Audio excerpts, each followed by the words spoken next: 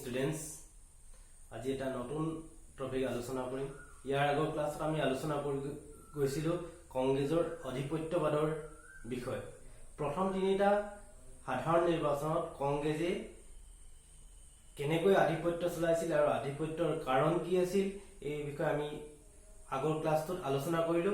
আজি আমি আলোচনা কৰিম কংগ্ৰেছৰ আধিপত্যৰ বিষয়, কিন্তু কেন্দ্ৰত নহয়, ৰাজ্যবোৰত কংগ্ৰেছে কেনেকুৱা ধৰণৰ আধিপত্য চলাইছিল সেই বিষয়ে আমি আলোচনা কৰিম। প্ৰথম তিনিটা নিৰ্বাচনত নিৰংকুশ সংখ্যাগৰিষ্ঠতা পাইছিলে কেন্দ্ৰত, মানে চেন্ট্ৰেল গভৰ্ণমেণ্ট গঠন কৰিবলৈ কংগ্ৰেছে নিৰংকুশ সংখ্যাগৰিষ্ঠতা পাইছিলে। প্ৰথম 1952 চন, 57 চন আৰু 62 চনৰ সাধাৰণ নিৰ্বাচন।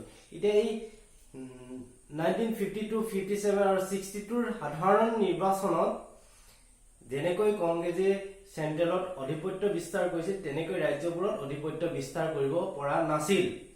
আমি চাৰ্টখন দেখিলে গম পাম যে 1952 74% কংগ্ৰেছে ভোট, 74% সিট কংগ্ৰেছে পাইছিলে লোকসভাত। তেনেকে 1957ত পাইছিলে 75, 1962ত পাইছিলে 73 সিট।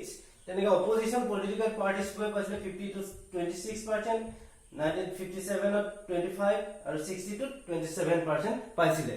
মানে ইয়াত অপজিশন পলিটিক্যাল পাৰ্টি কোনো অস্তিত্বই কংগ্ৰেছে সেইটো সময়ত অস্তিত্ব থাকিবলৈ দিয়া নাছিল, কাৰণ সেইটো সময়ত কংগ্ৰেছে নিৰংকুশ সংখ্যাগৰিষ্ঠতা পাইছিল। কিন্তু ষ্টেট লেভেলৰ যিবোৰ ইলেকশ্যন আছিলে, আমাৰ ৰাজ্যবোৰ গঠন, ৰাজ্য চৰকাৰ গঠন কৰিবলৈ যি ইলেকশ্যন অনুষ্ঠিত হৈছিল, এই ইলেকশ্যনত কিন্তু 1952 to 68% কংগ্ৰেছে পাইছিল সিট। তেনেকে 1957ত 65, 1962ত 60%, ক্ৰমান্বয়ে কমি আহিছে। তেনেকে 1952ত অপজিশন পলিটিক্যাল পাৰ্টিয়ে পাইছিল 32, 57ত পাইছিল 35 আৰু 62ত 40। মানে অপজিশন পলিটিক্যাল পাৰ্টিৰ পাৱাৰটো ৰাজ্যবোৰত বাঢ়ি গৈছিল আৰু কেন্দ্ৰত একেই আছিল, একে সমান্তৰাল আছিল। কিন্তু ৰাজ্যবোৰৰ অপজিশন পলিটিক্যাল পাৰ্টিৰ যিটো ক্ষমতা এইটো বাঢ়ি গৈছিল আৰু কংগ্ৰেছৰ ক্ষমতা কমি গৈছিল। আৰু বহুকেইখন ৰাজ্যত সেইটো সময়ত কংগ্ৰেছে চৰকাৰ গঠন কৰিছিল যদিও বহুবোৰ সিট অপজিশন পলিটিক্যাল পাৰ্টিলৈ গুচি গৈছিল। তেনেকৈ 1952ৰ যিটো সাধাৰণ নিৰ্বাচন, সেই সাধাৰণ নিৰ্বাচনত কংগ্ৰেছে আধিপত্য চলাইছিল গোটেই চেন্ট্ৰেল গভৰ্ণমেণ্টত। তেনেকৈ ৰাজ্যবোৰৰ প্ৰতিখন ৰাজ্যতে ভাৰতবৰ্ষৰ কংগ্ৰেছে চৰকাৰ গঠন কৰিছিল। কিন্তু ভোটৰ বিন্যাসটো চালে, সিটৰ বিন্যাসটো চালে ৰাজ্যবোৰত ইমান ভাল পাৰফৰ্মেন্স দিব পৰা নাছিল কংগ্ৰেছে। তেনেকে 1957ত কিন্তু কংগ্ৰেছে আৰু অলপ বেয়া তেওঁলোকৰ পাৰফৰ্মেন্স দেখুৱাইছিল। আৰু ভাৰতৰ সেই সময় এখন ৰাজ্য কেৰেলা আমি সকলোৱে জানো, কেৰেলা ৰাজ্যত প্ৰথম অকংগ্ৰেছী চৰকাৰ গঠন হৈছিল। আৰু এইটো পৰীক্ষাত কেতিয়াবা 1 নম্বৰ কুৱেশ্যন আহিব পাৰে, ভাৰতবৰ্ষৰ কোনখন ৰাজ্যত প্ৰথম অকংগ্ৰেছী চৰকাৰ গঠন হৈছিল? কেৰেলা, মনত ৰাখিব 1957। আৰু তাত গঠন হৈছিল CPI, communist party of India. ভাৰতবৰ্ষৰ অকংগ্ৰেছী চৰকাৰ গঠন হোৱাৰ ৰাজ্যখনে হ'ল কেৰেলা, আৰু কমিউনিষ্ট পাৰ্টি অফ ইণ্ডিয়াই তাত চৰকাৰ গঠন কৰিছিল।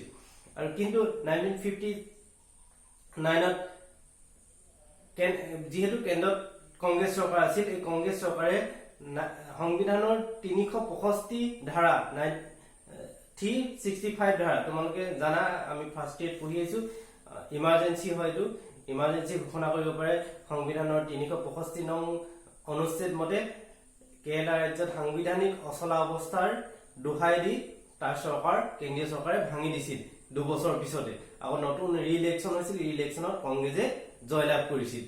এনেকে কিন্তু 5 বছৰ এখন অকংগ্ৰেছী চৰকাৰ টিকি থাকিব পৰা নাছিল। 1957তে প্ৰথম অকংগ্ৰেছী চৰকাৰ। তেনেকে 1967ত ভাৰতবৰ্ষৰ কেইবাখনো ৰাজ্যত অকংগ্ৰেছী চৰকাৰ গঠন হৈছিল। তেনেকে আমি দক্ষিণ ভাৰত, সাউথ ইণ্ডিয়ালৈ যাবলৈ হলে তোমালোকে তামিলনাডুৰ নাম সকলোৱে জানিছে। তামিলনাডুত 1957ৰ পিছত, 1967ৰ পিছত এতিয়ালৈকে ৰিজনেল পাৰ্টি চৰকাৰহে গঠন হৈছে। AIDMK আৰু DMK দুটা হ'ল তামিলনাডুৰ দুটা শক্তিশালী ৰিজনেল পাৰ্টি। এই ৰিজনেল পাৰ্টি চৰকাৰহে এইখন তামিলনাডুত গঠন হৈছে। আৰু এতিয়ালৈকে ৰাষ্ট্ৰীয় ৰাজনৈতিক দলে তাত 1967ৰ পিছত চৰকাৰ গঠন কৰিবলৈ সক্ষম হোৱা নাই। কাৰণ ইয়াৰ বহুতো কাৰণ আছে। আমি দেখিছো যে সমগ্ৰ ভাৰতত ভাৰতৰ কাৰণে কংগ্ৰেছে যিটো পাৰফৰ্মেন্স দেখাইছিল ৰাজ্যবোৰে সেইটো পাৰফৰ্মেন্স দেখাব পৰা নাছিল এতিয়া আমি ইয়াৰ কিছুমান কাৰণ নথকাও নহয় কাৰণ প্ৰত্যেকখন ৰাজ্যৰে কিছুমান নিজা নিজা সমস্যা আছিল আৰু সমগ্ৰ ভাৰতবৰ্ষৰে কিছুমান অমূল্য সমস্যা আছিল কিন্তু প্ৰত্যেকখন ৰাজ্যৰে সমস্যা বেলেগ বেলেগ এই সমস্যাবোৰক লৈ ৰিজনেল পাৰ্টি গঠন হৈছিল এইবোৰ ৰাজ্যত আৰু এই সমস্যাবোৰ সমাধান কৰাৰ অৰ্থে সেই ৰাজ্যৰ জনসাধাৰণে ৰিজনেল পাৰ্টিক বিধানসভা ইলেকশ্যনত ভোট প্ৰদান কৰিছিল কিন্তু চেন্ট্ৰেলৰ ইলেকশ্যনটোৰ কথা বেলেগ চেন্ট্ৰেল ইলেকশ্যনত কি হয় আমাৰ গোটেই ভাৰতবৰ্ষৰ এটা অমূল্য সমস্যা ভাৰতবৰ্ষৰ কাৰণে এখন শক্তিশালী চৰকাৰ বিচাৰে তেতিয়া সকলোৱে কংগ্ৰেছত ভোটদান কৰে এই কংগ্ৰেছত ভোটদান কৰা মানুহে যিটো বিধানসভা নিৰ্বাচন এই বিধানসভা নিৰ্বাচনৰ ৰিজনেল পাৰ্টিক ভোটদান কৰা দেখা যায় সেয়েহে আমাৰ এই যিটো বিধানসভাৰ নিৰ্বাচন বা ষ্টেট লেভেলৰ যিটো ইলেকশ্যন সেই ইলেকশ্যনত কংগ্ৰেছে ইমান ভাল পাৰফৰ্মেন্স দেখাব পৰা নাছিল এইটোৱে ইয়াৰ মূল কাৰণ তেনেকে এতিয়া আমি দিল্লী আমি এতিয়া বৰ্তমান প্ৰেক্ষাপটলৈ চাবলৈ দিল্লী সকলোৱে জানো নেশ্যনেল কেপিটেল তাতে এখন ভাৰতৰ ৰাজ্য এই ৰাজ্যত বৰ্তমানৰ ষ্টেট চৰকাৰ আছে অৰবিন্দ কেজৰিৱাল আম আদমি পাৰ্টি কিন্তু আমাৰ যিটো 2019 চনৰ যিটো সাধাৰণ নিৰ্বাচন হৈছিল এই সাধাৰণ নিৰ্বাচনত প্ৰায়বোৰ লোকসভাৰ সিটে দখল কৰিছিল বিজেপি হেতু তুলনামূলক চাবলৈ গলে আমি ষ্টেট লেভেলৰ যিটো ইলেকশ্যন বিধানসভা ইলেকশ্যন তাতো বিজেপিয়ে জয়লাভ কৰিব লাগিছিল কিন্তু ষ্টেট লেভেলত কাক ভোট দিলে দিল্লীৰ মানুহে আম আদমি পাৰ্টিক আৰু যেটো সেন্ট্ৰাল লেভেলৰ ইলেকশ্যন তাক কাক ভোট দিয়ে বিজেপি এতিয়া আমি এটোৱে হেতু সময়লে আমি ঘুৰি যাব পাৰো মানে স্টেট লেভেলত মানে বেলেগ ৰিজনেল পাৰ্টি বিচাৰে আৰু সেন্ট্ৰাল লেভেলত নেশনাল পাৰ্টি বিচাৰে এতিয়া এই তোমালোকে গম পালা যে ভাৰতবৰ্ষত কিয় ৰিজনেল পাৰ্টিয়ে স্টেট লেভেলৰ ইলেকশ্যনত সফলতা লাভ কৰিছিল বুজিলা এতিয়া আমি নেক্সট আলোচনা কৰিবলৈ হলে আমি আজি আলোচনা কৰিম এটা নতুন বিষয় বেলেগ এটা বিষয় আমাৰ ৰাজনৈতিক পাৰ্টিৰ বৈশিষ্ট্য ভাৰতবৰ্ষৰ ৰাজনৈতিক পাৰ্টিৰ বৈশিষ্ট্যৰ বিষয়ে আমি এটো তোমালোকে আগৰ কোৱেশ্চনবোৰ চাব পাৰা কোৱেশ্চন পেপাৰবোৰ এই কোৱেশ্চন পেপাৰ আহে যে ভাৰতৰ ৰাজনৈতিক পাৰ্টিৰ দুটা বৈশিষ্ট্য লিখা বা এটা বৈশিষ্ট্য লিখা চাৰিটা বৈশিষ্ট্য লিখা একে আমি কিছুমান ইয়াৰ বৈশিষ্ট্য আলোচনা কৰিম তোমালোকে মনত ৰাখিবা যে পৰীক্ষাত এটো প্ৰায় নিশ্চিত কোৱেশ্চন আহে যে ভাৰতৰ ৰাজনৈতিক দলৰ দুটা বৈশিষ্ট্য লিখা এনেকে তোমালোকে মনত ৰাখিবা আজি আমি আলোচনা কৰিম পৰৱৰ্তী ক্লাছত আমি নোটবোৰ দিয়া হ'ব এতিয়া আমি ৰাজনৈতিক পাৰ্টিৰ বৈশিষ্ট্য অন্যান্য দেশলৈ চাবলৈ গলে আমাৰ ৰাজনৈতিক পাৰ্টি আৰু অন্যান্য দেশৰ ৰাজনৈতিক পাৰ্টি ভাষ্ট ডিফাৰেন্স আছে আমি এতিয়া ৰাজনৈতিক পাৰ্টিৰ প্ৰথম বৈশিষ্ট্যটো হ'ল আমাৰ মাল্টি পাৰ্টি সিস্টেম আমাৰ বহুদলীয় শাসন ব্যৱস্থা আমাৰ ভাৰতবৰ্ষত বহুত মাল্টি পাৰ্টি সিস্টেম আছে বহু আমাৰ কি হয় বহুদলীয় ব্যৱস্থা আমাৰ দেখিয়া যায় যে আমি প্ৰথম সাধাৰণ নিৰ্বাচনৰ পৰা 14টা নেশনেল দল আৰু প্ৰায় 50 more than 50 ৰিজনেল পাৰ্টি অংশগ্ৰহণ কৰিছিল এই প্ৰথম সাধাৰণ নিৰ্বাচনত তেতিয়া আমাৰ স্বাধীনতাৰ পিছৰ পৰা আমাৰ মাল্টি পাৰ্টি সিস্টেম ব্যৱস্থা প্ৰৱৰ্তন হৈছে আৰু আজি আমি দেখো ভাৰতবৰ্ষৰ বিভিন্ন ৰাজ্যত ৰিজনেল পাৰ্টি আৰু নেশনেল পাৰ্টি বহুত আছে আমাৰ যাৰ মনৰ ইচ্ছাত আমি দল গঠন কৰিব পাৰো আমি উদাহৰণ দিবলৈ হলে কংগ্ৰেছ আছে বৰ্তমান বিজেপি আছে ভাৰতীয় কমিউনিষ্ট পাৰ্টি আমাৰ অসমত চাবলৈ গলে বিপিএফ আছে এজিপি আছে তাৰপিছত এআইডিএফ আছে এআইডিএমকে ডিএমকে আকালি দল বিভিন্ন অসংখ্য দল ভাৰতত হিচাপ কৰিব নোৱাৰা দল ৰিজনেল আৰু নেশনেল পাৰ্টি বৰ্তমান আছে প্ৰথম বৈশিষ্ট্যটো হ'ল ভাৰতৰ মাল্টি পাৰ্টি সিস্টেম বহুদলীয় ব্যৱস্থা এতিয়া আমি সেকেন্ড বৈশিষ্ট্যটো ক'বলৈ গলে হ'ল ভাৰতবৰ্ষত আৰু কি আছে আমি সেকেন্ড বৈশিষ্ট্যটো হ'ল ভাৰতবৰ্ষৰ পলিটিক্যাল পাৰ্টিবোৰ হ'ল কাষ্ট আৰু কমিউনিটিৰ ওপৰত বেছ কৰি গঠন হৈছে ভাৰত আমি দেখো যে বিভিন্ন ৰাজনৈতিক দল কোনোবা এটা কাষ্টক লৈ গঠন হৈছে বিভিন্ন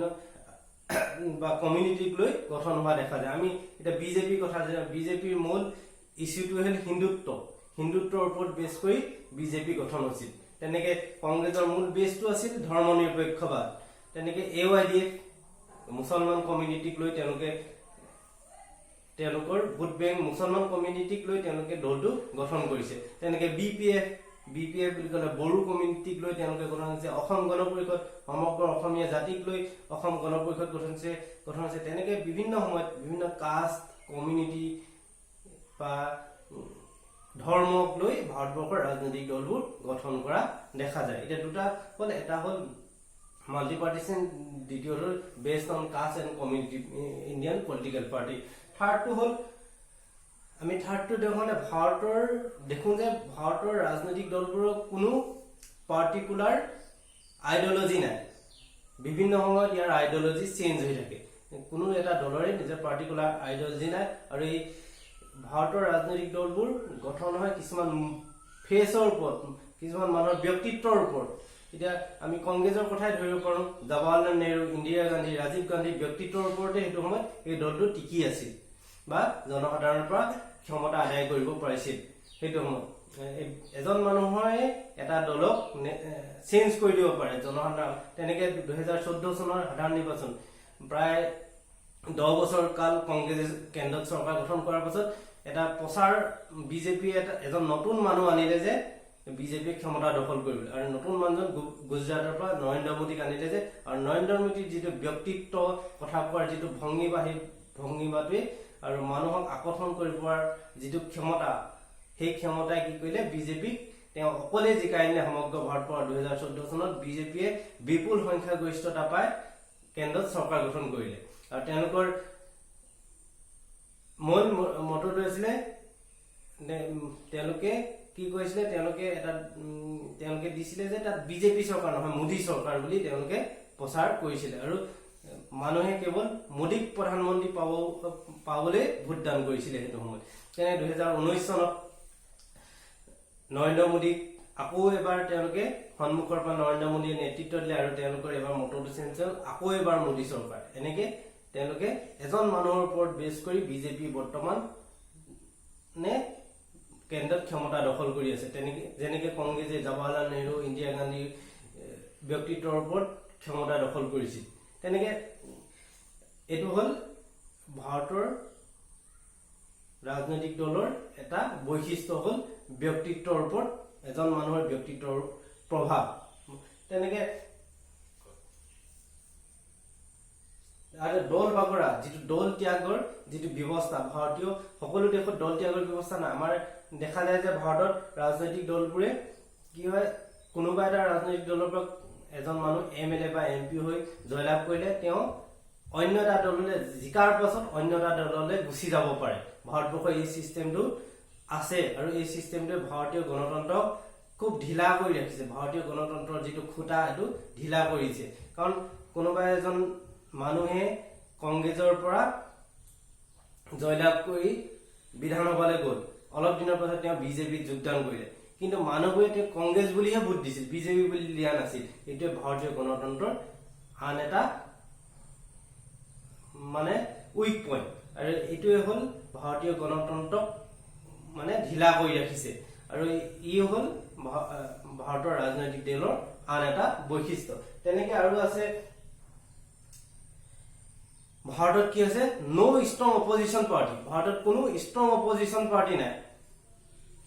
কাৰণ আমি এতিয়া দেখোঁ যে বৰ্তমান প্ৰেক্ষাপটলৈ চাবলৈ গ'লে বা প্ৰথম তিনিটা সাধাৰণ নিৰ্বাচনত চাবলৈ গ'লে আমি প্ৰথম তিনিটা সাধাৰণ কংগ্ৰেছে যিদৰে 74, 75, 73% চিট পাইছিল, তেনেকে বিৰোধী দলৰ 26, 25, 27 এনেকে চিট পালে ইয়াত। কাৰণ ষ্ট্ৰং অপজিশ্যনৰ কোনো পাৱাৰ নাছিলে। কংগ্ৰেছে নিজেই চৰকাৰ গঠন কৰি নিজৰ আধিপত্য সদ্য পাইছিল, নিজৰ মতে শাসন কৰি পাইছিল। কাৰণ অপজিশ্যনে তাত মাত মতাৰ কোনো চান্সেই নাছিল, কাৰণ অপজিশ্যন একেবাৰে ষ্ট্ৰং নাছিল। ভাৰতৰ ৰাজনৈতিক দলৰ আন এটা বৈশিষ্ট্য হ'ল নো ষ্ট্ৰং অপজিশ্যন পাৰ্টি। প্ৰথম তিনিটা সাধাৰণ নিৰ্বাচনলৈ আমি যাব পাৰোঁ। বৰ্তমান প্ৰেক্ষাপটলৈ চাবলৈ গ'লে এতিয়া নৰেন্দ্ৰ মোদী চৰকাৰ কোনো ষ্ট্ৰং, এতিয়া কংগ্ৰেছক আমি ভাৰতৰ বৃহৎ অপজিশ্যন পাৰ্টি বুলি কওঁ, কিন্তু কংগ্ৰেছৰ এতিয়া চিটৰ সংখ্যা একেবাৰে কম।